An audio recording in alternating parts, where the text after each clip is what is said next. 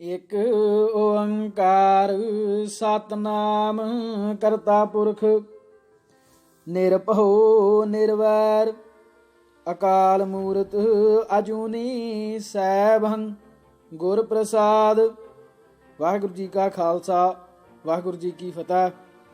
ਗਿਆਨੀ ਦਿੱਤ ਸਿੰਘ ਜੀ ਦੀ ਰਚਨਾ ਸਾਧੂ ਦਇਆਨੰਦ ਤੇ ਮੇਰਾ ਸੰਵਾਦ ਭਾਗ ਚੌਥਾ।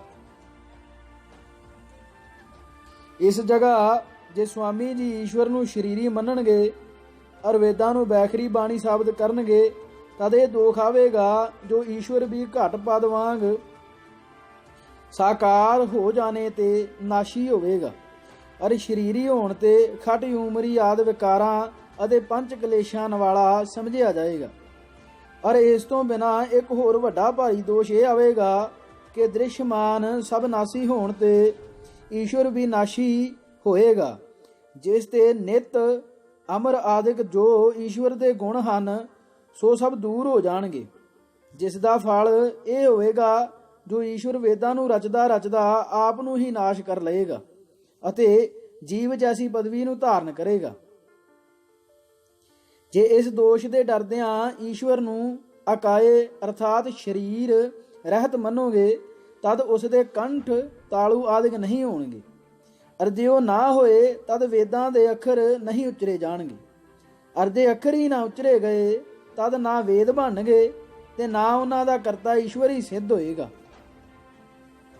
ਇਸ ਵਾਸਤੇ ਦੋਨੋਂ ਯੁਕਤੀਆਂ ਨਾ ਸਹਾਰਨ ਕਰਕੇ ਈਸ਼ਵਰ ਕਿਸੇ ਤਰ੍ਹਾਂ ਵੀ ਵੇਦਾਂ ਦਾ ਕਰਤਾ ਨਹੀਂ ਹੈ, ਜਿਸ ਵਾਸਤੇ ਓੜਕ ਨੂੰ ਮੰਨਣਾ ਪੈਂਦਾ ਹੈ ਕਿ ਕਿਵੇਂ ਵੇਦਾਂ ਦਾ ਕਰਤਾ ਕੋਈ ਆਦਮੀ ਹੈ ਅਤੇ ਈਸ਼ਵਰ ਨਹੀਂ ਹੈ। ਦੋਹਰਾ ਉਬੈ ਪਾਸ ਰਜੂ ਹੈ ਪ੍ਰਤਵਾਦੀ ਗਲ ਮਾਏ ਜਾਂਤੇ ਦੋਨ ਪ੍ਰਕਾਰ ਤੇ ਵੇਦ ਸਿੱਧ ਹੋਏ ਨਾਏ।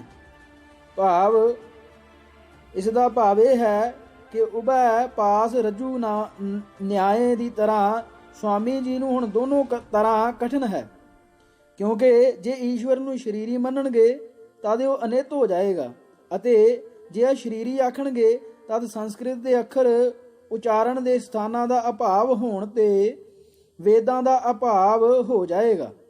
ਇਸ ਵਾਸਤੇ ਮੈਂ ਜਾਣਦਾ ਹਾਂ ਕਿ ਵੇਦ ਮਨੁੱਖ ਰਚਿਤ ਹਨ, ਜਿਸ ਵਿੱਚ ਕੋਈ ਦੋਸ਼ ਨਹੀਂ ਆਉਂਦਾ, ਕਿਉਂਕਿ ਆਦਮੀ ਹੀ ਪੁਸਤਕਾਂ ਬਣਾਉਂਦੇ ਹਨ ਤਾਂ ਤੇ ਇਹ ਵੀ ਆਦਮੀਆਂ ਨੇ ਹੀ ਬਣਾਏ ਹਨ।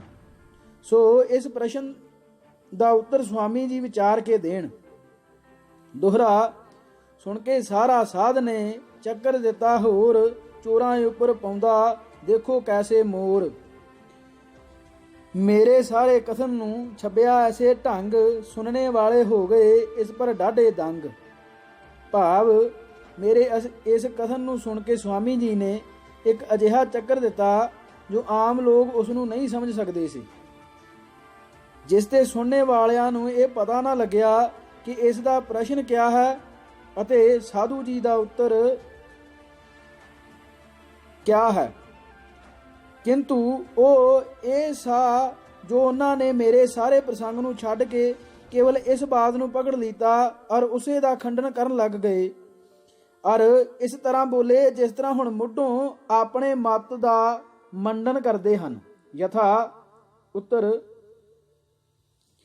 ਦੇਖੋ, ਇਹ ਆਖਦਾ ਹੈ ਕਿ 4 ਪ੍ਰਕਾਰ ਦੀ ਬਾਣੀ ਵਿੱਚੋਂ ਪਰਾ, ਪਸੰਤੀ ਅਤੇ ਮੱਧਮਾ ਨੂੰ ਤਾਂ ਕੋਈ ਨਹੀਂ ਜਾਣਦਾ, ਕਿੰਤੂ ਕੇਵਲ ਬੈਖਰੀ ਨੂੰ ਹੀ ਜਾਣ ਸਕੀਦਾ ਹੈ।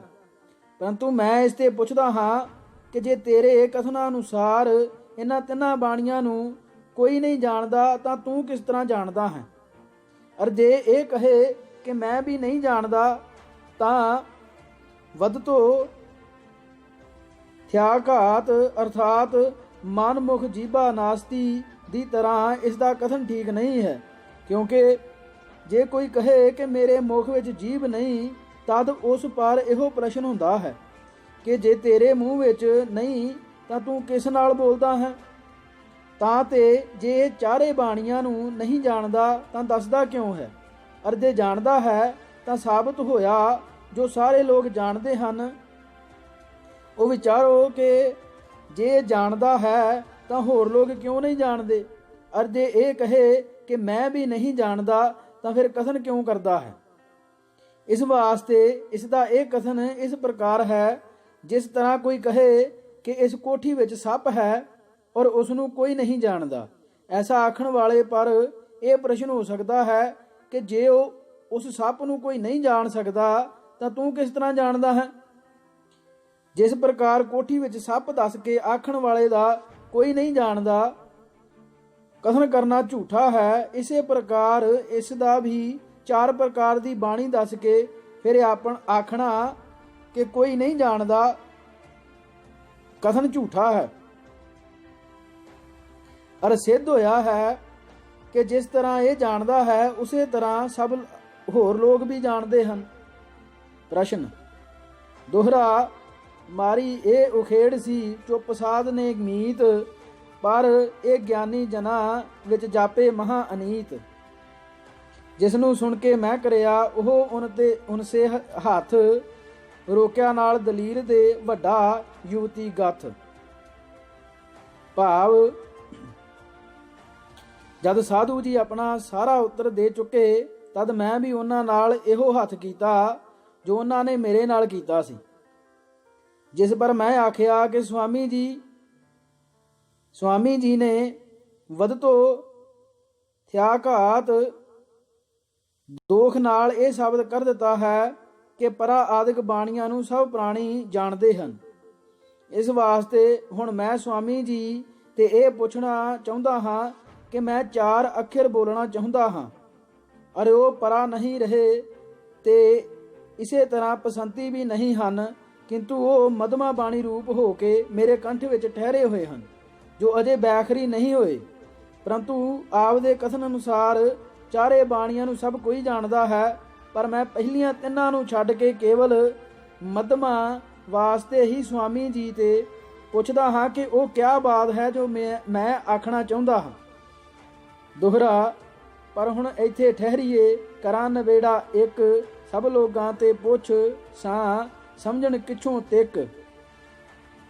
ਭਾਵ ਫਿਰ ਇਸ ਦੇ ਨਾਲ ਮੈਂ ਇਹ ਆਖਿਆ ਕਿ ਸਵਾਮੀ ਜੀ ਦੀ ਪ੍ਰਤੱਗਿਆ ਇਹ ਹੈ ਕਿ ਜੋ 4 ਬਾਣੀਆਂ ਨੂੰ ਸਾਰੇ ਲੋਕ ਜਾਣਦੇ ਹਨ, ਇਸ ਵਾਸਤੇ ਮੈਂ ਪਹਿਲਾਂ ਇਹਨਾਂ ਲੋਕਾਂ ਤੇ ਪੁੱਛਣਾ ਚਾਹੁੰਦਾ ਹਾਂ ਕਿ ਇਹ ਆਪ ਦੇ ਕਥਨ ਅਨੁਸਾਰ ਕਿੱਥੋਂ ਤੱਕ ਜਾਣਦੇ ਹਨ। ਇਤਨਾ ਆਖ ਕੇ ਮੈਂ ਆਪਣੇ ਖੱਬੇ ਪਾਸੇ ਦੇ ਲੋਕਾਂ ਵੱਲ ਮੂੰਹ ਕਰਕੇ ਪੁੱਛਿਆ ਕਿ ਭਾਈ ਦੱਸੋ ਖਾਂ ਜੇ ਮੈਂ ਕਿਆ ਆਖਣਾ ਹੈ। ਜਿਸ ਪਰ ਉਹਨਾਂ ਵਿੱਚੋਂ 1-2 ਨੇ ਆਖਿਆ ਕਿ ਸਾਨੂੰ ਕੀ ਖਬਰ ਹੈ ਜੋ ਤੁਸੀਂ ਕਿਆ ਆਖੋਗੇ। ਇਸ ਦੇ ਮਗਰੋਂ ਫਿਰ ਸੱਜੇ ਪਾਸੇ ਵੱਲ ਦੇ ਲੋਕਾਂ ਨੇ ਤੇ ਪੁੱਛਿਆ, ਜਿਨ੍ਹਾਂ ਨੇ ਉਹਨਾਂ ਵਾਂਗ ਹੀ ਇਨਕਾਰ ਦਿੱਤਾ। ਇਹਨਾਂ ਦੇ ਮਗਰੋਂ ਸਾਹਮਣੇ ਵਾਲੇ ਆਦਮੀਆਂ ਤੇ ਇਹੋ ਸਵਾਲ ਪੁੱਛਿਆ, ਜਿਸ ਪਰ ਸਭ ਲੋਕ ਹੱਸ ਪਏ ਔਰ ਆਖਣ ਲੱਗੇ ਕਿ ਸਾਨੂੰ ਕਿਆ ਖਬਰ ਹੈ ਜੋ ਤੁਸੀਂ ਕਿਆ ਪੁੱਛਣਾ ਚਾਹੁੰਦੇ ਹੋ। ਇਸ ਦਾ ਉੱਤਰ ਮੈਂ ਉਹਨਾਂ ਨੂੰ ਇਹ ਦਿੱਤਾ ਕਿ ਭਾਈਓ, ਸਵਾਮੀ ਜੀ ਆਖਦੇ ਹਨ ਕਿ 4 ਬਾਣੀਆਂ ਨੂੰ ਸਭ ਕੋਈ ਜਾਣਦਾ ਹੈ, ਪਰ ਖੱਬੇ ਪਾਸੇ ਦੇ ਆਦਮੀਆਂ ਨੇ ਇਸ ਬਾਤੋਂ ਪੁੱਛਣ ਤੇ ਜਵਾਬ ਦਿੱਤਾ ਹੈ, ਔਰ ਫਿਰ ਸੱਜੇ ਪਾਸੇ ਦੇ ਵੀ 3 ਬਾਣੀਆਂ ਦੇ ਗਿਆਨ ਤੇ ਅਗਿਆਤ ਹਨ। ਪਰੰਤੂ ਤੁਸੀਂ ਤਾਂ ਸਵਾਮੀ ਜੀ ਦੇ ਕਥਨ ਨੂੰ ਸੱਚਾ ਕਰੋ ਔਰ ਦੱਸੋ ਜੋ ਮੈਂ ਕਿਆ ਬੋਲਣਾ ਹੈ।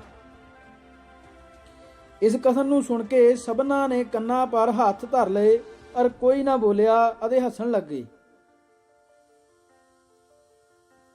ਜਦ ਸਾਰੇ ਦੇ ਸਾਰੇ ਇਨਕਾਰੀ ਪਾਏ ਤਦ ਮੈਂ ਸਵਾਮੀ ਜੀ ਨੂੰ ਆਖਿਆ ਕਿ ਆਪ ਦਾ ਕਥਨ ਜੋ ਇਹ ਹੈ ਕਿ ਸਾਰੇ ਲੋਕ ਸਭਨਾਂ ਬਾਣੀਆਂ ਨੂੰ ਜਾਣਦੇ ਹਨ, ਸੋ ਸੱਚਾ ਨਹੀਂ ਹੈ, ਕਿਉਂਕਿ ਮੇਰੇ ਪੁੱਛਣੇ ਪਰ ਕੋਈ ਵੀ ਨਹੀਂ ਦੱਸਦਾ, ਜਿਸ ਤੇ ਸਵਾਮੀ ਜੀ ਦਾ ਕਥਨ ਬਿਲਕੁਲ ਝੂਠਾ ਹੈ ਔਰ ਮੇਰਾ ਖਿਆਲ ਸੱਚਾ ਹੈ।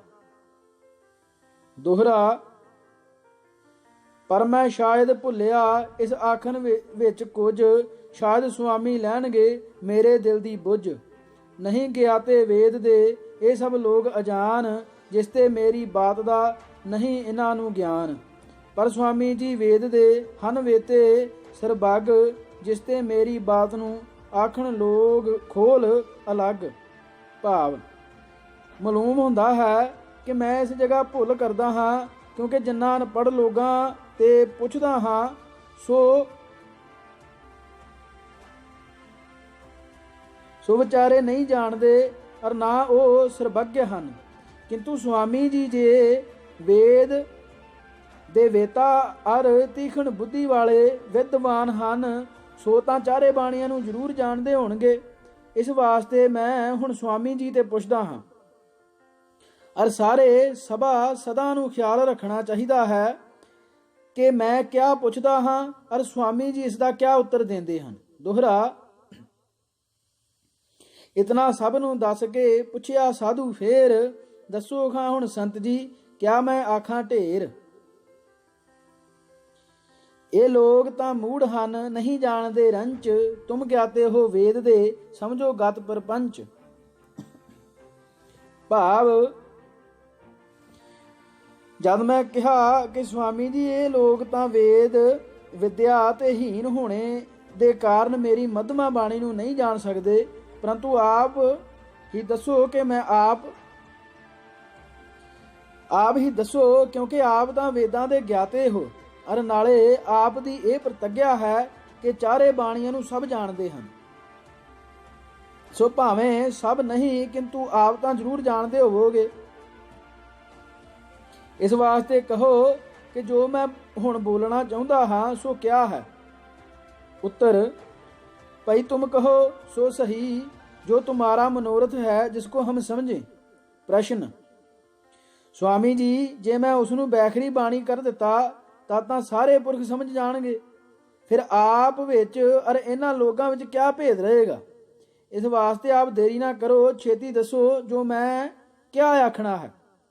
उत्तर, तुम बताओ जो तुम्हारे मन में है, भला हमको उसकी क्या खबर है, जब तक तुम जुबानी प्रगट नहीं करोगे।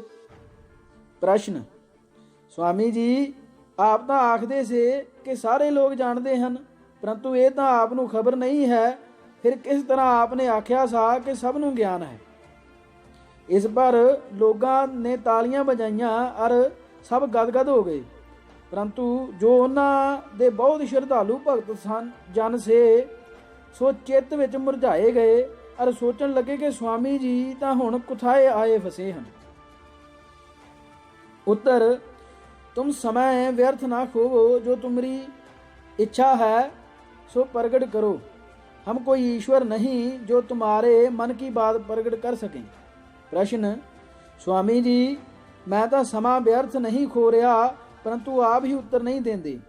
इस वास्ते जे आप नू समय का लिहाज है ਤਾਂ ਜਾਂ ਤਾਂ ਉੱਤਰ ਦਿਓ, ਨਹੀਂ ਆਖੋ ਕਿ ਤਿੰਨ ਬਾਣੀਆਂ ਨੂੰ ਕੋਈ ਨਹੀਂ ਜਾਣਦਾ ਔਰ ਸਾਨੂੰ ਵੀ ਖਬਰ ਨਹੀਂ ਹੈ ਜੋ क्या ਹੁੰਦੀਆਂ ਹਨ। उत्तर, हम नहीं बता सकते कि तुम्हारे मन में क्या है और क्या कहोगे, जब बोलोगे तब हम उत्तर देंगे। प्रश्न, स्वामी जी आप तो आखदे से कि सारियां बाणियां नू हर कोई जानता है, परंतु मेरी मध्यमा बाणी दे 4 ਅੱਖਰਾਂ ਨੂੰ ਤਾਂ ਆਪ ਦੇ ਸਮੇਤ ਕੋਈ ਵੀ ਨਹੀਂ ਜਾਣਦਾ, ਜਿਸ ਨੂੰ ਤੁਸੀਂ ਆਪ ਅੰਗੀਕਾਰ ਕਰਦੇ ਹੋ। ਦੋਹਰਾ, ਜੇ ਮੇਰੀ ਇੱਕ ਜੀਵ ਦੀ ਬਿਨਾ ਬੈਖਰੀ ਬਾਤ ਤੁਸੀਂ ਨਾ ਸਮਝੇ ਸਾਧ ਜੀ, ਫਿਰ ਈਸ਼ਵਰ ਕਿਹ ਭਾਤ। ਭਾਵ, ਵੱਡੇ ਅਚਰਜ ਦੀ ਬਾਤ ਹੈ ਕਿ ਜਦ ਮੇਰੀ ਤੁੱਛ ਜੀਵ ਦੀ ਜਿਸ ਦਾ ਅਲਪ ਗਿਆਨ ਅਤੇ ਸਥੂਲ ਸਰੀਰ ਹੈ, ਬਾਣੀ ਨੂੰ ਬੈਖਰੀ ਹੋਈ ਤੇ ਬਿਨਾ ਕੋਈ ਨਹੀਂ ਜਾਣਦਾ, ਤਾਂ ਈਸ਼ਵਰ ਦਾ ਗਿਆਨ ਇਹ ਜੀਵ ਕਿਸ ਤਰ੍ਹਾਂ ਸਮਝ ਸਕਦੇ ਹਨ। ਕਿਉਂਕਿ ਵੱਡੇ ਚਰਜ ਦੀ ਬਾਤ ਹੈ ਕਿ ਜਦ ਮੇਰੀ ਤੁੱਛ ਜੀਵ ਦੀ ਜਿਸ ਦਾ ਅਲਪ ਗਿਆਨ ਅਤੇ ਸਥੂਲ ਸਰੀਰ ਹੈ, ਬਾਣੀ ਨੂੰ ਬੈਖਰੀ ਹੋਈ ਤੇ ਬਿਨਾ ਕੋਈ ਨਹੀਂ ਜਾਣਦਾ, ਤਾਂ ਈਸ਼ਵਰ ਦਾ ਗਿਆਨ ਇਹ ਜੀਵ ਕਿਸ ਤਰ੍ਹਾਂ ਸਮਝ ਸਕਦੇ ਹਨ। ਕਿਉਂਕਿ ਬਹੁਤ ਸਾਰੇ ਮਹਾਤਮਾ ਨੇ ਉਸ ਨੂੰ ਅਪਰਣ ਮਨਹੀਨ ਸੁਆਮੀ ਕਰਕੇ ਕਥਨ ਕੀਤਾ ਹੈ, ਜਿਸ ਦਾ ਭਾਵ ਇਹ ਹੈ ਕਿ ਮਨ ਅਤੇ ਪ੍ਰਾਣਾਦਿਕ ਤੇ ਉਹ ਰਹਿਤ ਹੈ, ਜਿਸ ਦਾ ਤਾਤਪਰਜ ਉਸ ਦੀ ਸਥੂਲਤਾ ਖੰਡਨ ਵਿੱਚ ਹੈ। ਫਿਰ ਇਹ ਵੀ ਆਖਿਆ ਹੈ ਕਿ ਯਤੋ ਵਾਚਾ ਨਿਵਰਤੰਤ ਅਪਰਾਪ ਮਨਸ਼ਾ ਸਹਾ, ਅਰਥਾਤ ਬਾਣੀ ਉਸ ਨੂੰ ਕਥਨ ਨਹੀਂ ਕਰ ਸਕਦੀ ਅਤੇ ਮਨ ਤੇ ਵੀ ਅਗੋਚਰ ਹੈ। ਫਿਰ ਸੁਆਮੀ ਜੀ ਕਿਸ ਤਰ੍ਹਾਂ ਸਾਬਤ ਕਰ ਸਕਦੇ ਹਨ ਕਿ ਇਹ ਵੇਦ ਦੇ ਮੰਤਰ ਜੋ ਮਨੁੱਖ ਤੋਂ ਬਿਨਾਂ ਕਿਸੇ ਤਰ੍ਹਾਂ ਬੋਲੇ ਹੀ ਨਹੀਂ ਜਾਂਦੇ, ਈਸ਼ਵਰ ਨੇ ਆਖੇ ਸੇ। ਇਸ ਵਾਸਤੇ ਆਪ ਦਾ ਕਥਨ ਠੀਕ ਨਹੀਂ ਹੈ। ਔਰ ਜੋ ਮੈਂ ਆਖਦਾ ਹਾਂ ਕਿ ਵੇਦ ਬੈਖਰੀ ਬਾਣੀ ਹਨ ਸੋ ਠੀਕ ਹੈ, ਪਰੰਤੂ ਉਹ ਕਦੇ ਵੀ ਨਹੀਂ ਆਉਂਦੇ ਜਿਤਨਾ ਚਿਰ ਇਹਨਾਂ ਦਾ ਉਚਾਰਨ ਸਥੂਲ ਸਰੀਰ ਰਾਹੀਂ ਮਨੁੱਖ ਦੇ ਮੂੰਹੋਂ ਨਾ ਹੋਵੇ। ਇਸ ਵਾਸਤੇ ਸਵਾਮੀ ਜੀ ਨੂੰ ਚਾਹੀਦਾ ਹੈ ਕਿ ਇਸ ਦਾ ਉੱਤਰ ਅੱਛੀ ਤਰ੍ਹਾਂ ਵਿਚਾਰ ਕੇ ਦੇਣ। ਇਸ ਪਰ ਚਾਰੇ ਪਾਸਿਆਂ ਤੇ ਤਾਲੀਆਂ ਵੱਜੀਆਂ ਔਰ ਸਭ ਆਨੰਦ ਹੋ ਗਏ। ਦੋਹਰਾ। ਸੁਣ ਕੇ ਇਸ ਪ੍ਰਸੰਗ ਨੂੰ ਗਈ ਚੌਕੜੀ ਭੁੱਲ, ਮਨ ਵਿੱਚ ਸਮਝਿਆ ਸਾਧ ਨੇ ਗਿਆ ਭੇਦ ਸਭ ਖੁੱਲ। ਜਿਸ ਪਰ ਨਾਲ ਖਿਆਲ ਦੇ ਲੱਗੇ ਉੱਤਰ ਦੈਨ, ਸਭ ਲੋਕਾਂ ਦੀ ਵੱਲ ਪਿੱਖ ਇਉਂ ਬੋਲੇ ਮੁਖ ਬੈਨ। ਅਹੋ ਹਮਾਰੇ ਕਥਨ ਕੋ ਨਹੀਂ ਵਿਚਾਰਿਆ ਏਸ, ਜੋ ਚਹੁ ਰਿਖੀਆਂ ਕੋ ਕਰਾ ਈਸ਼ਵਰ ਨੇ ਉਪਦੇਸ਼। ਭਾਵ ਜਦ ਸਵਾਮੀ ਜੀ ਦੇਖਿਆ ਕਿ ਹੁਣ ਟਾਲਵਾਲ ਨਾਲ ਕੰਮ ਨਹੀਂ ਚੱਲਣਾ, ਤਦ ਲੋਕਾਂ ਦੇ ਵੱਲ ਦੇਖ ਕੇ ਇਸ ਦਾ ਉੱਤਰ ਦੇਣ ਲੱਗੇ ਕਿ ਅਸੀਂ ਆਪਣੇ ਪਹਿਲੇ ਵਿਖਿਆਨਾਂ ਵਿੱਚ ਸਿੱਧ ਕਰ ਆਏ ਹਾਂ ਕਿ ਵੇਦ ਈਸ਼ਵਰ ਦਾ ਗਿਆਨ ਹੈ, ਔਰ ਉਹ ਗਿਆਨ ਅਗਨੀ, ਵਾਯੂ, ਆਦਿਤ ਅਤੇ ਅੰਗਰਾ ਚਾਰ ਰਿਖੀਆਂ ਦੇ ਹਿਰਦੇ ਵਿੱਚ ਪ੍ਰਕਾਸ਼ਿਤ ਹੋਇਆ ਸਾ, ਜਿਸ ਨੂੰ ਉਹਨਾਂ ਨੇ ਆਪਣੇ ਮੁਖਾਰਬਿੰਦ ਤੇ ਮੰਤਰ ਰੂਪ ਕਰਕੇ ਉਚਾਰਨ ਕੀਤਾ ਅਤੇ ਯੁਕਤੀ ਨਾਲ ਸਿੱਧ ਹੋ ਗਿਆ ਕਿ ਈਸ਼ਵਰ ਦਾ ਗਿਆਨ ਚਾਰੇ ਰਿਖੀਆਂ ਨੂੰ ਹੋਇਆ। ਫਿਰ ਚਾਰੇ ਰਿਖੀਆਂ ਨੇ ਜਦ ਪ੍ਰਗਟ ਕੀਤਾ ਤਦ ਸ਼ਬਦ ਰੂਪ ਹੋ ਕੇ ਮੰਤਰ ਬਣ ਗਏ। ਇਸ ਵਾਸਤੇ ਇਸ ਦੀ ਸ਼ੰਕਾ ਦਾ ਉੱਤਰ ਅਸੀਂ ਆਪਣੇ ਵਿਖਿਆਨਾਂ ਵਿੱਚ ਪਹਿਲੇ ਹੀ ਕਰ ਆਏ ਸੀ, ਪਰੰਤੂ ਪ੍ਰਤੀਤ ਹੁੰਦਾ ਹੈ ਕਿ ਇਸ ਦੇ ਯਾਦ ਨਹੀਂ ਰਿਹਾ। ਦੋਹਰਾ। ਇਸ ਆਖਣ ਤੇ ਤੁਰਤ ਮੈਂ ਕਹੀ ਸੰਤ ਨੂੰ ਬਾਤ, ਹੁਣੇ ਉੱਤਰ ਕੁਛ ਮਿਲੇਗਾ ਮੈਂ ਜਾਣਿਆ ਵਖਿਆਤ। ਪਰ ਇਸ ਮੈਂ ਇੱਕ ਸੰਕ ਹੈ ਉਪਜੀ ਮਨ ਦੇ ਮਾਏ, ਜੋ ਵੇਦਾਂ ਨੂੰ ਈਸ਼ ਕ੍ਰਿਤ ਸਾਬਤ ਕਰਦੀ ਨਾ ਹੈ। ਭਾਵ ਇਸ ਉੱਤਰ ਨੂੰ ਸੁਣਦੇ ਸਾਰ ਮੈਂ ਆਖਿਆ ਕਿ ਸਵਾਮੀ ਜੀ ਨੇ ਹੁਣ ਆਪਣਾ ਅਸਲੀ ਰਸਤਾ ਪਕੜ ਲਿੱਤਾ ਹੈ, ਜਿਸ ਤੇ ਆਸ਼ਾ ਪੈਂਦੀ ਹੈ ਕਿ ਹੁਣ ਮੇਰਾ ਉੱਤਰ ਰੂਪ ਪੂਰਾ ਦੇਣਗੇ। ਪਰੰਤੂ ਇਸ ਕਥਨ ਪਰ ਵੀ ਮੇਰੇ ਚਿੱਤ ਵਿੱਚ ਸ਼ੰਕਾ ਉਤਪਤ ਹੋ ਗਈ ਹੈ ਕਿ ਪਹਿਲੇ ਸਵਾਮੀ ਜੀ ਦੀ ਪ੍ਰਤਿਗਿਆ ਇਹ ਸੀ ਵੇਦ ਈਸ਼ਵਰ ਦੀ ਬਾਣੀ ਹਨ, ਪਰੰਤੂ ਹੁਣ ਇਹਨਾਂ ਨੇ ਆਪਣੇ ਮੂੰਹੋਂ ਹੀ ਇਹ ਆਖ ਦਿੱਤਾ ਕਿ ਵੇਦ ਈਸ਼ਵਰ ਦੀ ਬਾਣੀ ਨਹੀਂ ਹਨ, ਕਿੰਤੂ ਈਸ਼ਵਰ ਦਾ ਗਿਆਨ ਹਨ। ਔਰ ਬਾਣੀ ਅਗਨੀ, ਵਾਯੂ, ਆਦਿਤ ਅਤੇ ਅੰਗਰਾ ਆਦਿਕ ਇਹਨਾਂ ਚਾਰ ਰਿਖੀਆਂ ਦੀ ਹਨ। ਸੋ ਵੇਦ ਪੌਰਖੀਏ ਅਰਥਾਤ ਮਨੁੱਖ ਰਚਿਤ ਤਾਂ ਸਵਾਮੀ ਜੀ ਦੇ ਕਥਨ ਤੋਂ ਹੀ ਸਿੱਧ ਹੋ ਗਏ, ਕਿਉਂਕਿ ਇਹਨਾਂ ਨੇ ਇਹ ਚਾਰੇ ਪੁਸਤਕ ਚਾਰ ਰਿਖੀਆਂ ਦੇ ਬਣਾਏ ਕਥਨ ਕੀਤੇ ਹਨ। ਦੋਹਰਾ। ਹੁਣ ਈਸ਼ਵਰ ਦੇ ਗਿਆਨ ਦਾ ਪੁੱਛਦਾ ਹਾਂ ਬਿਰਤਾਂਤ, ਜਿਸ ਤੇ ਪ੍ਰਗਟ ਹੋਏਗਾ ਸਵਾਮੀ ਦਾ ਸਿਧਾਂਤ। ਕਹੋ ਗਿਆਨਿਓ ਨਿਤ ਹੈ ਯਹ ਸੋਏ ਅਨਿਤ, ਪੁਨ ਈਸ਼ਵਰ ਹੈ ਸਦਾ ਹੀ ਹੋਤ ਗਿਆਨ ਜੇ ਚਿਤ। ਭਾਵ ਦੂਸਰਾ ਪੱਖ ਜੋ ਸਵਾਮੀ ਜੀ ਦਾ ਇਹ ਹੈ ਕਿ ਵੇਦ ਈਸ਼ਵਰ ਦਾ ਗਿਆਨ ਹੈ ਜੋ ਚਾਰਾਂ ਰਿਖੀਆਂ ਨੂੰ ਹੋਇਆ ਸਾ। ਇਸ ਪਰ ਮੈਂ ਇਹ ਪ੍ਰਸ਼ਨ ਕਰਦਾ ਹਾਂ ਕਿ ਉਹ ਗਿਆਨ ਜਦ ਚਾਰੇ ਰਿਖੀਆਂ ਪਰ ਹੋਇਆ ਸਾ ਤਦ ਕੋਈ ਹੋਰ ਆਦਮੀ ਵੀ ਉਸ ਵੇਲੇ ਸਨ ਜਾਂ ਉਹ ਚਾਰੇ ਹੀ ਆਦਮੀ ਸੀ। ਇਸ ਦਾ ਉੱਤਰ ਪ੍ਰਸ਼ਨ ਇਸ ਤਰ੍ਹਾਂ ਹੋਇਆ। ਉੱਤਰ ਹਾਂ, और आदमी भी बहुत से। प्रश्न फिर ਇਹ क्या ਕਾਰਨ ਹੈ ਜੋ ਉਹਨਾਂ ਚਾਰਾਂ ਪਰ ਹੀ ਈਸ਼ਵਰ ਦਾ ਗਿਆਨ ਉਤਰਿਆ ਅਤੇ ਬਾਕੀ ਦਿਆਂ ਪਰ ਨਾ ਪ੍ਰਗਟ ਹੋਇਆ। ਉੱਤਰ ईश्वर के ज्ञान का प्रतिबिंब शुद्ध